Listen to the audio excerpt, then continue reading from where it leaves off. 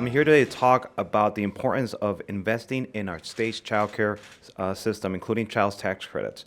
Before my time as state senator, I used to be a union representative, also representing child care providers all across the state.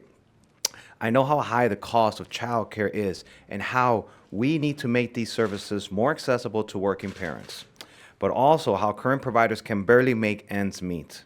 We need to invest in programs that give our child care providers a fair wage while also supporting our parents who need child care in order for them to go to work and provide for their families. This budget proposal does suggest some helpful investments in child care programs. Governor Pritzker's budget proposal allocates $748 million for the early childhood block grants, $55 million for the Child Care Assistance Program, $200 million for the early childhood, and $15 million for early intervention programs.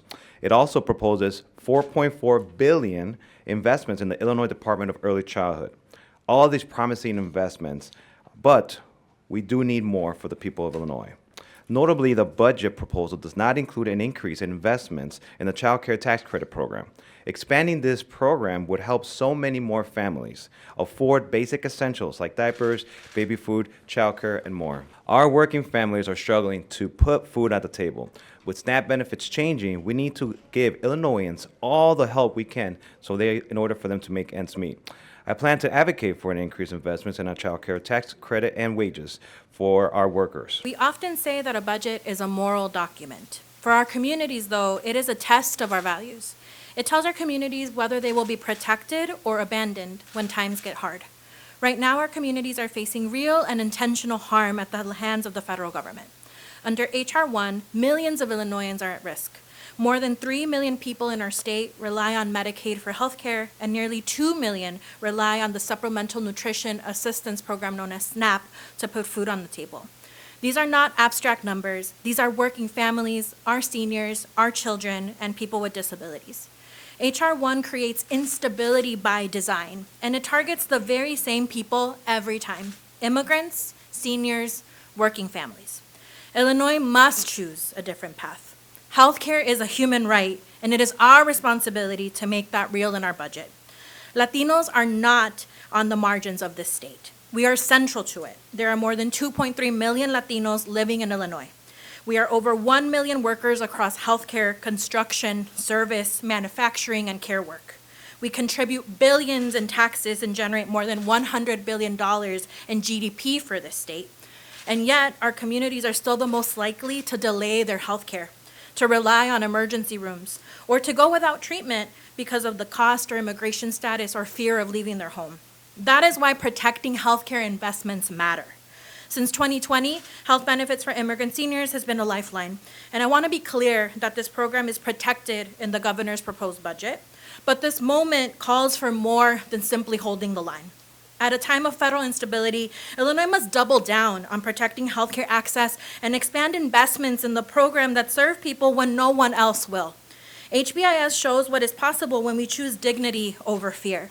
We must strengthen the broader healthcare systems that serve Illinoisans across communities. That includes our federally qualified health centers, safety net hospitals, free and charitable clinics, community-based providers that already catch people regardless of their ability to pay, health insurance status, or immigration status. These are essential infrastructure. We should not be walking away from our commitment to protect essential services and make sure that families are not forced to choose between their health, their rent, and putting food on the table, or what is more often happening now, the fear of the medical bill over their life-saving care. That means examining who is responsible, what are the sustainable options before asking families who are already struggling to carry more of this burden. As the Illinois Latino Legislative Caucus, we are united. We will fight for a budget that protects healthcare, that affirms dignity, and that recognizes that our communities are not expendable. We are proud of who we are.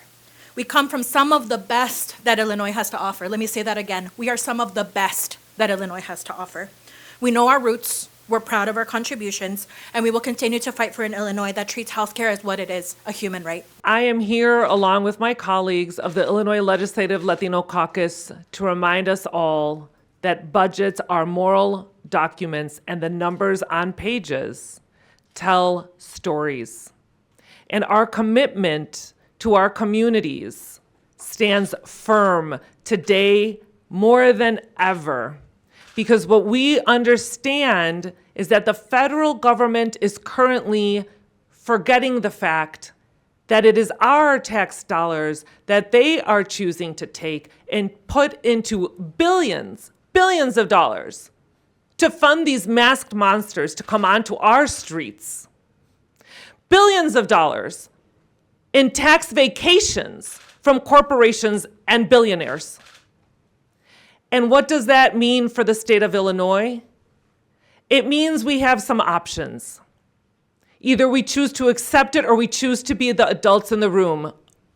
I am excited to see the beginning of the conversation that the governor has put in front of us. The beginning of a conversation of a balanced budget. The beginning of some ideas for revenue.